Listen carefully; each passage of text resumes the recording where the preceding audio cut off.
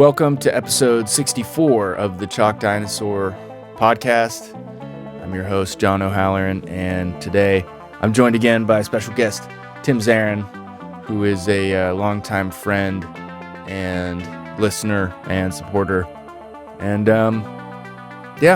this episode is talking about the album that we just recorded a little bit, and a lot of just random stuff. It kind of just cuts right into us talking. So hope you enjoy the episode. And the next episode, 65, I'll be answering the questions that everybody submitted, and we'll be choosing a winner for the free poster. So thank you for listening, and hope you have a good holiday season. Oh, okay. So you got to kind of bounce around and hop around a little bit. So you didn't have to always be in the stadium. Yeah, the seats were outside. Well, obviously in the seats. But once you the inside section to get to your seats is an indoor heated thing with pool tables and prime rib and a bunch of TVs and stuff.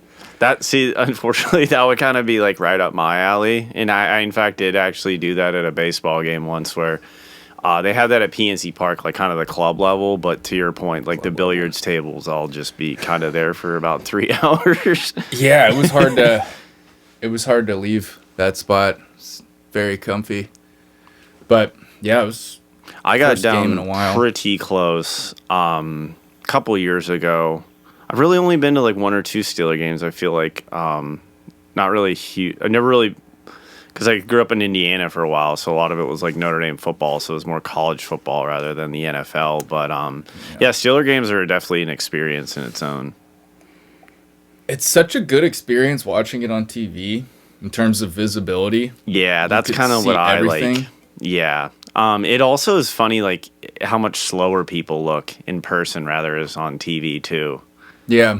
And then the other thing that always gets me is just the depth perception, because 100 yards of a football field is a pitching wedge, which is not a long distance whatsoever. But when you're looking at it, you're this is it's a mile long. It's it's not far at all, not even remotely close.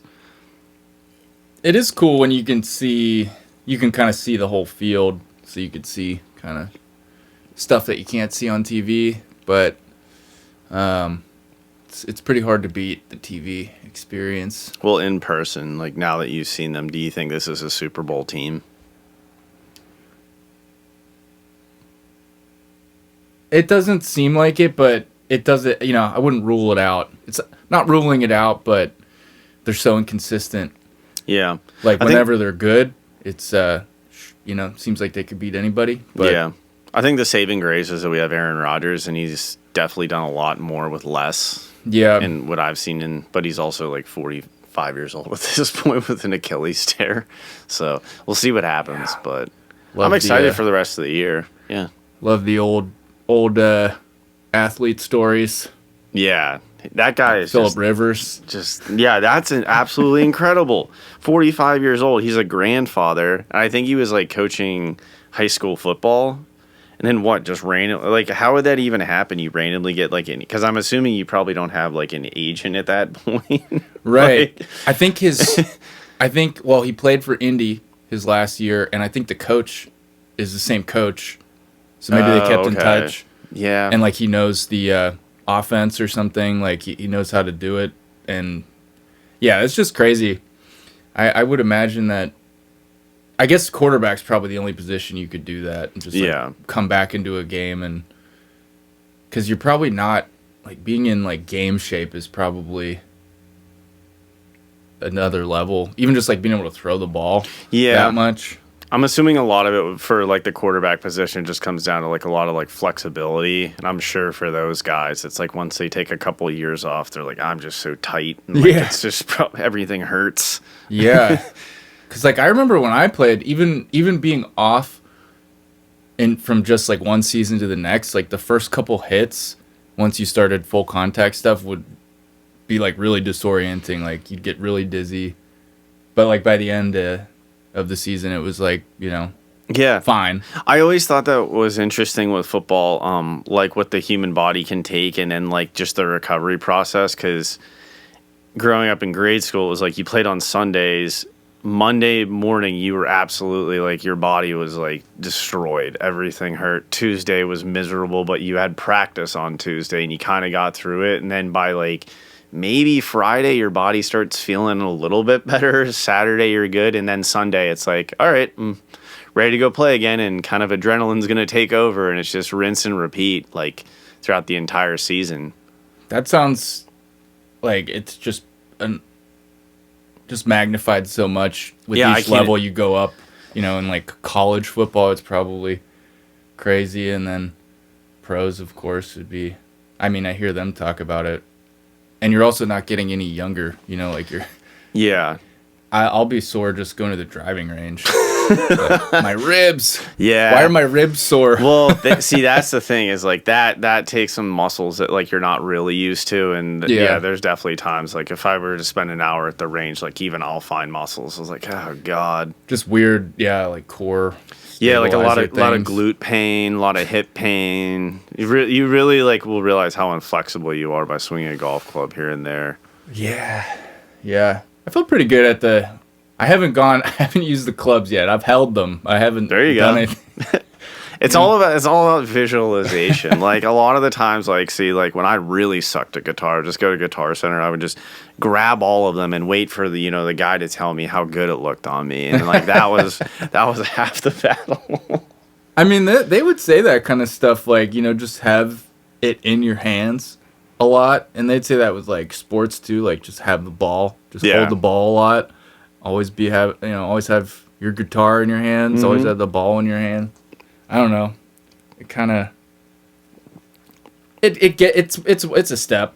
Yeah. It's not gonna make you great, but at least gets it in your hands. It's a transferable skill. Yeah. And then like back to the football thing and just these athletes, like what really blows my mind is just the sheer size of these guys and the speed at which they're moving. Like that is just I like if you've ever seen them at Giant Eagle or something, they're just like the most massive human beings on the planet.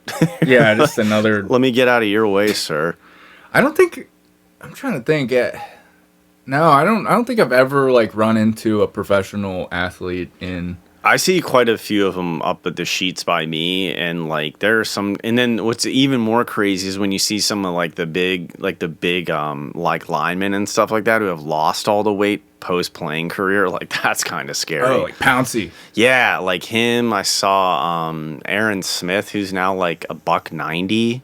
Like he was like I think he was like a second team All Pro at some point. Guy was a stud. That's probably like 100 pounds. Yeah, lighter. Exactly. Like just normal tall guy walking around. Whoa. That's crazy. I mean, kind of from like a musician standpoint, like I guess like, the smaller club shows, you could think kind of like high school, college, like sports, like do you ever get like intimidated at like bigger venues? Does it ever feel like kind of like a Heinz Field for you? Like has like like have you noticed it over your career? Yeah, and like it keeps getting, there've been progressively more and more bigger kind of stages or opportunities. A lot of times the things that make me the most nervous are the people we're playing with, because the bar is set pretty high sometimes with bands that we play with that are even bands that are kind of on the come up are just so good, so talented and skilled. Like Squeaky Feet, playing with a band like Dopapod or something. They're just like, everybody's so good. And then also I like the pros in music. I feel like it's equally amazing, the like stamina and grindiness that they have in terms of like week to week when they're doing a big tour or something, and it's just non-stop. They're on the road. And some of these guys are like equally impressive as like athletes, like in terms of what they can do and maintain, Mm-hmm. with the amount of shows that he plays, and then whenever I would see him play and he would just drinking, like eating mushrooms, I'm like, how do you do that all the time? Yeah. And I don't know if he does, but it at least seems like that's just like a normal thing. I'm like, that is crazy. Yeah. I mean, even like a more popular example, like Do that like a couple times a year. Yeah, like you got to think someone even like local, like obviously a different genre, but like a Wiz Khalifa. It's like, how the hell is this guy like maintaining this image of like constantly touring, smoking weed, working out, doing all this stuff? It's like you really got to commit to the bit. Yeah, that's yeah. It's tough to do it, I feel like, and it's also tough to like document that too. Yeah. And make that kind of content. Yeah. Like just doing it is one thing, and then like it's like Survivor Man or something. He's like he's got to set the cameras up and like do everything twice. Yeah. No, like obviously, you guys you've pretty much worked your way up here and there. Like what points were you like, did it ever feel like, okay, I've kind of like graduated or I'm on to the next level? Or do you still kind of always have that hunger? Like, you started like the Spirit Show. Then that evolves into, you're opening for big something at Stage AE. Like, it's kind of just a gradual, there's no clear it's not like you got drafted or anything. Right. But there are like the things that felt big were getting open for certain bands. And like that kind of started happening early. Like within the same year of that first Spirit show, I got to open for Big Something and Boombox, and then those kind of opportunities were great because you get a really big crowd that are there to see somebody else. But if you're paired well, they'll probably like you too. Mm-hmm. And that kind of like started happening more and more frequently. So it wasn't like all of a sudden we were like, okay, we're on another level. It's like we just kind of gradually got more of those, what they call them, support plays, where you're playing for like an already established band. And I mean, the real level up happened when we got a manager and a booking agent, because that's when pretty much the door was open to, okay, as much as you want to play, we could make that happen. If you want to play all the time, we could, make that happen. Interesting. And they also just know, it's like a small world, especially in that scene, like the jam and festival scene. They all know each other, promoters, venue owners, managers, like everybody kind of knows each other. Mm-hmm. Especially our manager, Rob, and booking agent, Sam. It's like, literally any band I name, they're like, oh yeah, I know their manager or their booking agent, Bill, or something. Now, is it like there's a small pool of people, or is it this like they're all intertwined and just all very well connected? It's I think it's both, but it's definitely smaller than it appeared from the outside. Mm-hmm. When I was 10 years ago, when I was viewing all this stuff as just purely a fan and a listener. Now being in it, it's definitely a lot smaller than a smaller amount of people, and like a lot of people are rotating between, like a lot of crew members and like staff, kind of like bounce around. Yeah. And there's really not a ton of people that are really active. Mm-hmm. I think. And so that's why it's. I remember asking this band Aqueous. You hear them? They were in the jam scene. I saw them at the Rex Theater, and I was like a big time lurker. I was always just like trying to talk to the bands that I would go see. And I remember asking them for advice, like what if they had any advice for me. And the one guy was, I think it was Mike Ganser, the guitar player. One of the guitar players. He just said, Just be nice to everybody and like don't talk, don't gossip or talk shit. Yeah. Because you never know who you're talking to and who they know and like how they're connected. And like the more involved in the music industry I get, the more that is really good advice, because you come to learn that everybody knows each other a lot more than everybody's more tightly connected than I would have imagined. Burning one bridge is just not going to be good, especially like when you're not at the level where you can kind of like dictate things. It's like you got to pick and choose, right? And like everybody, at least in this scene, everybody who's doing well is really nice, and just like very good and generous and like kind. Yeah. Now, is it like, do you, and even like more so because it's like, you guys kind of have this production level, like, do you even consider like the Dead at this point part of like the jam scene, or are they just like a musical touring? Oh, I mean, that's like it's almost like a figurehead. Yeah, because I feel like it's interesting just how there's so many like different like arenas that you can exist in the music world. It's like, I can be like a local club performer, I can tour small venues across the country. I can kind of have like my own little following, and then you can also kind of have like the subsectors of bands. Like I would say, like Mo, Umphreys, Fish, like they're kind of all in their own little like, they're not a Dead yet, but they're kind of these like multi like $1 million organizations, and like that's like a corporation at that point. Like, there's so many moving parts. Yeah, the amount of people involved to make like the Goose machine go is. Well, I don't know how many people, but when I see a picture of their like team photo or something, it's huge. There's like 30 people. Yeah. And it kind of gives you an insight to like how they made Wayne Stock, like how they all put it together. Yeah.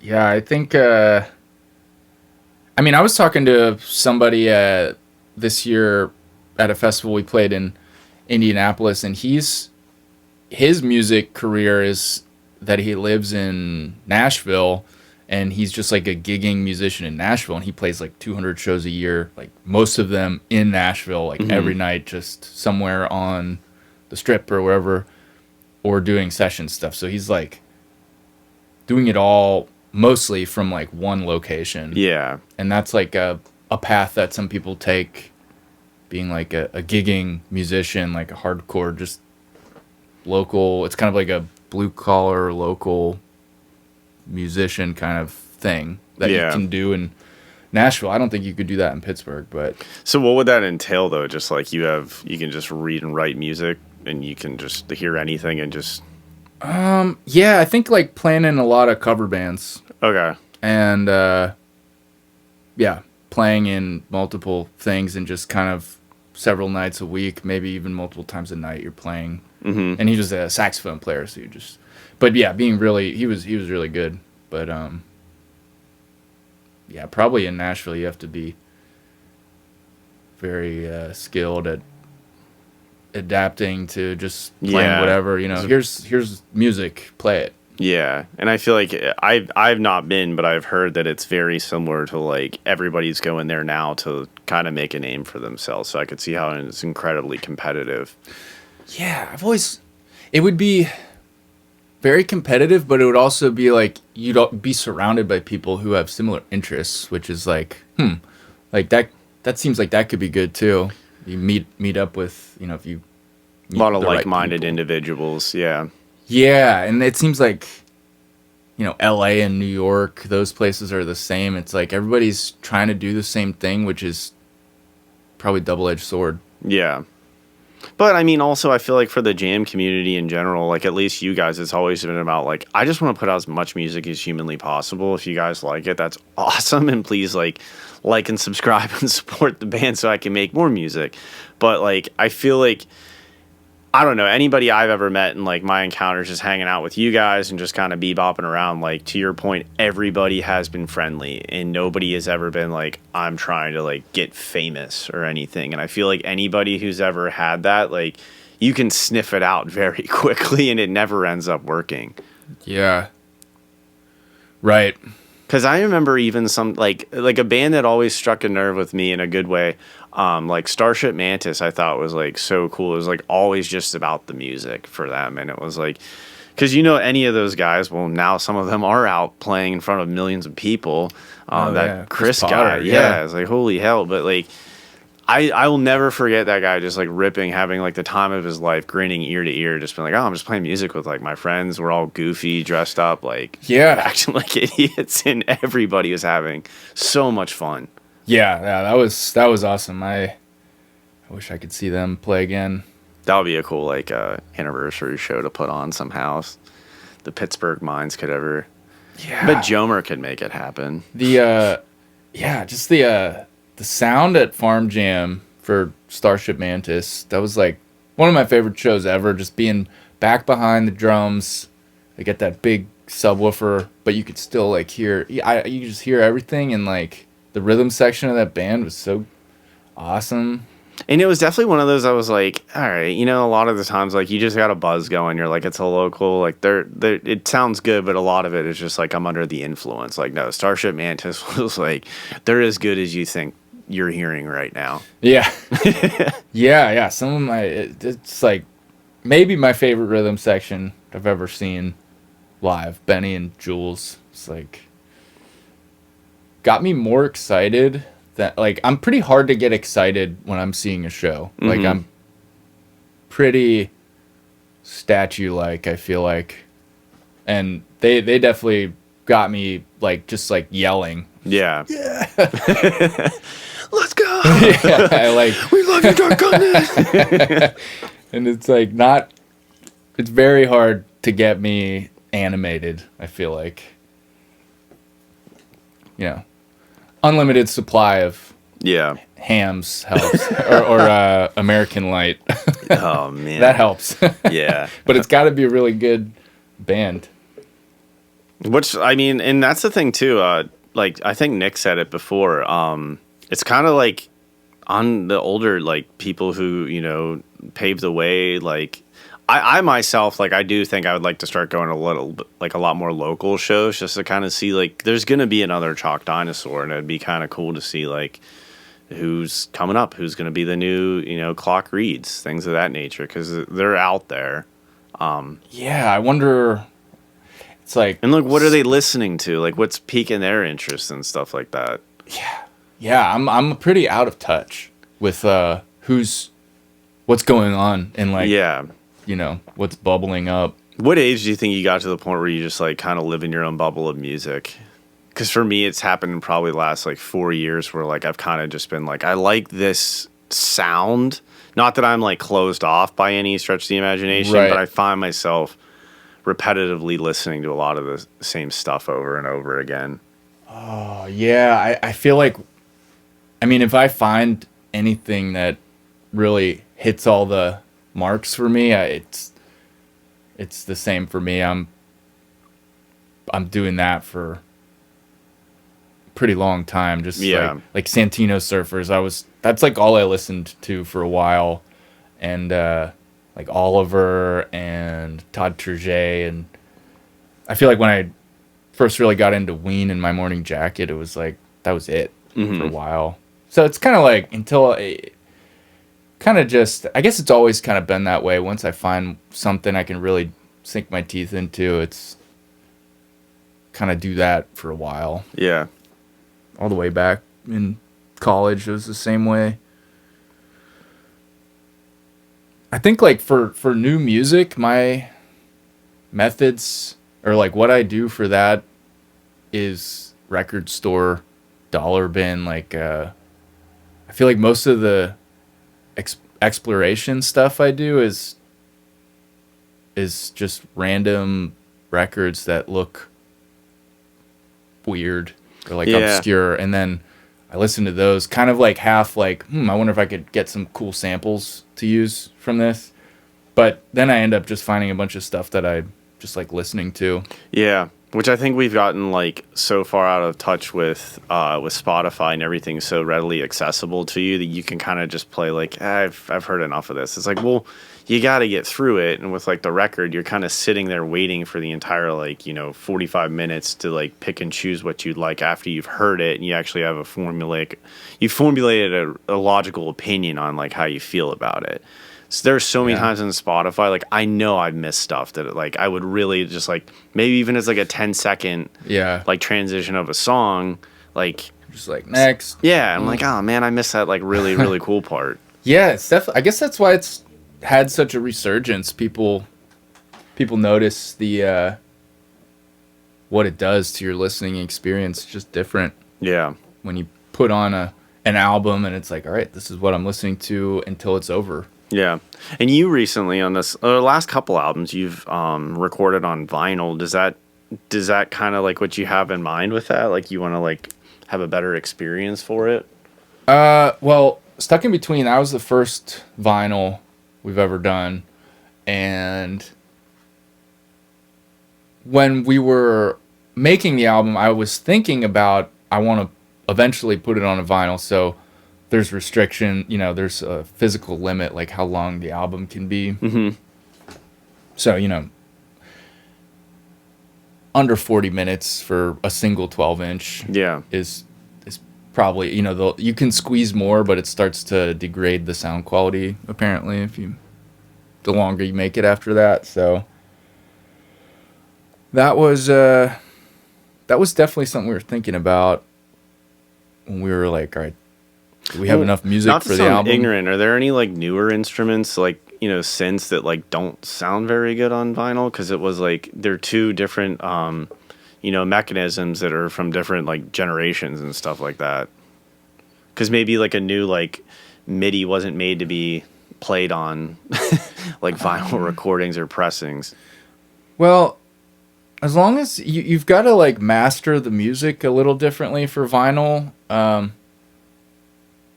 Like what sounds good on a CD or on a computer might not sound good on a vinyl in terms of like how loud you make it and how like limited and smashed you kind of, a lot of like digital mastering and mixing techniques, like you got to be a little more gentle, I think, with the vinyl. Yeah.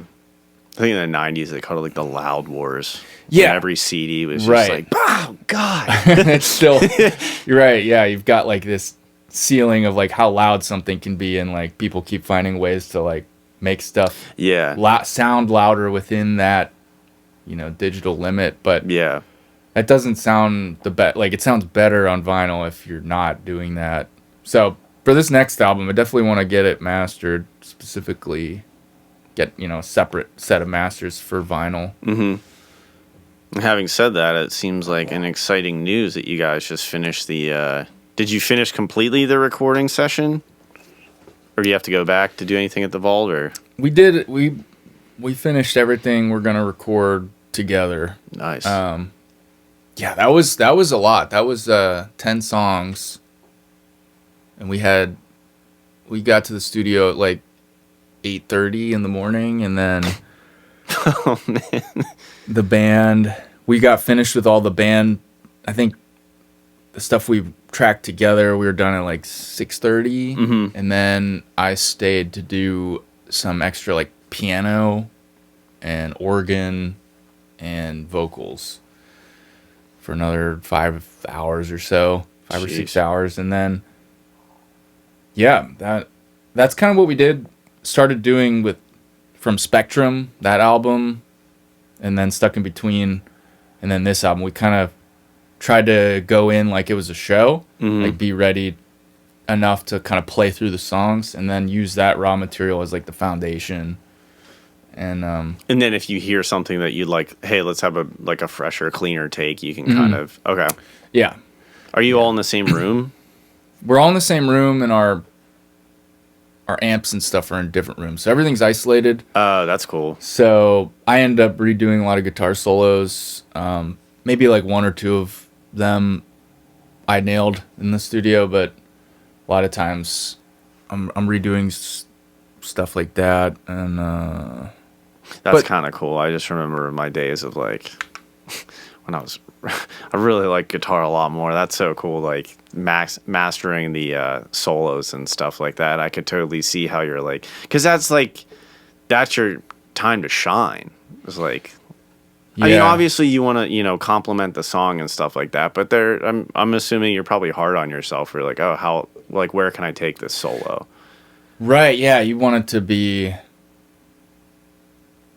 as good as it can be, which a lot of times takes a lot of time to kind of explore, which like I tried to do that before we went to the studio. So I kind of mostly had an idea of what I wanted it to be. Mm-hmm. But, and some of them I think will work, but, yeah, kind of just try to put more time in on the front end and make things a lot easier for me. No, is there is there a way that you have it like organized for yourself that's like easier on the back end, or you like kind of, do you have it like in a linear function, or how does that kind of work? Because like here's all the material and you just kind of start, like, is there like, I'm gonna start on this song? Oh right, yeah. I'm kind of just going one at a time, and so I kind of got one song almost done, and then I started on another song, and like I'll just be doing like little kind of finishing touches on the one, but I think I'm gonna do it like that, just one at a time. Yeah. And because if I'm doing all of them, I don't know. Yeah, I just well, you said it before. tough. A big important thing is to like, obviously you want to make it as good as you can, but a lot of the most important thing is just getting it out. And I could see like how do you stop yourself from like, all right, this is what we went in, this is what we were recording, like this is what we're doing now. Like, do you ever get the like, maybe we should go back and like change that? Or are you like, nope, that's like, this is what we did. Like,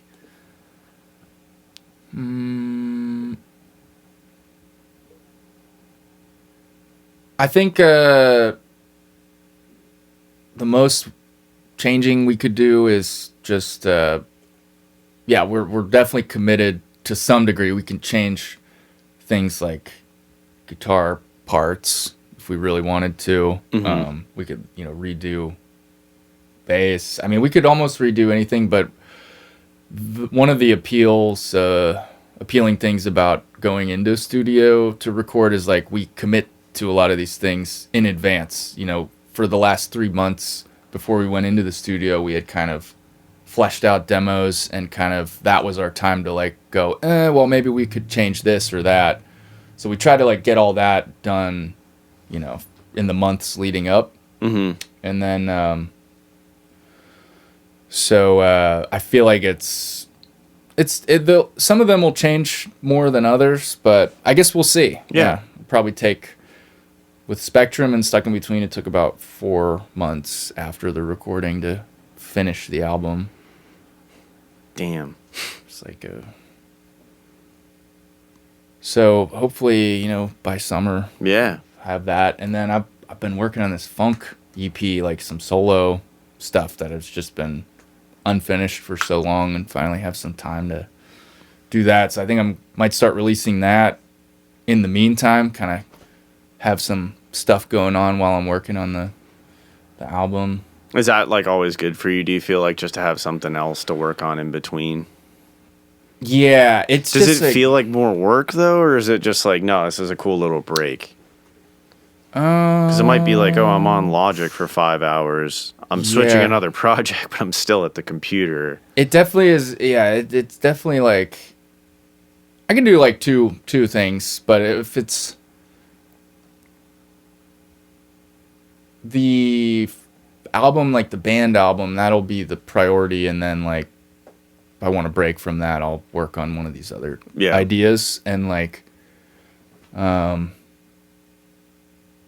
like the solo ideas they're just like lower, it's like a smaller scope, like it's easier to finish those ideas because it's like I guess because it's like a single source. So yeah, those are just kind of, it's good for me to have music to release. and I feel like it's kind of been a while, so I want to have some stuff to get out there. Kind of like gives me a boost. Mm-hmm. Just releasing stuff. Yeah. Get some momentum with the leading into the full band album. And it's a cool process. It's like you guys 3 or 4 months ago, you all start with these ideas. You're all jamming together. You go into the studio. 4 or 5 months later, like when you start mixing the music, like now you guys start mastering, playing it live, and then it's like cool how this full cradle to grave process like starts from just you guys talking about making a new album. Then you're in the vault. Now it's like in the hands of you. Yeah. Yeah, it's cool. This one was a little different because, like, I feel like with Spectrum and with Stuck in Between, we kind of played those songs at shows more. Mm-hmm. Leading it, like, some of them we had been playing for almost the whole year before we recorded them. And this one was like, there was only one song that we had ever played live and, like, kind of had worked on live, and the rest of them were, like, so it's a little different. Mm-hmm. But yeah, it's cool to go through the process. That's my favorite part. Just once it's done, Yeah. you got like a thing. Publish it out, send it out. And Yeah, just wait. Just have a thing, people can listen to for as long as the internet exists. Yeah. That is kind of like a wild, surreal thing that every time you put something out, it's like no matter what you do, like you're always going to be associated with this stuff that's out there. So it's out there, yeah. All right, that's the end of this episode. Thank you all for listening, and stay tuned for episode 65, where we're going to answer everybody's questions and pick a winner for the free poster.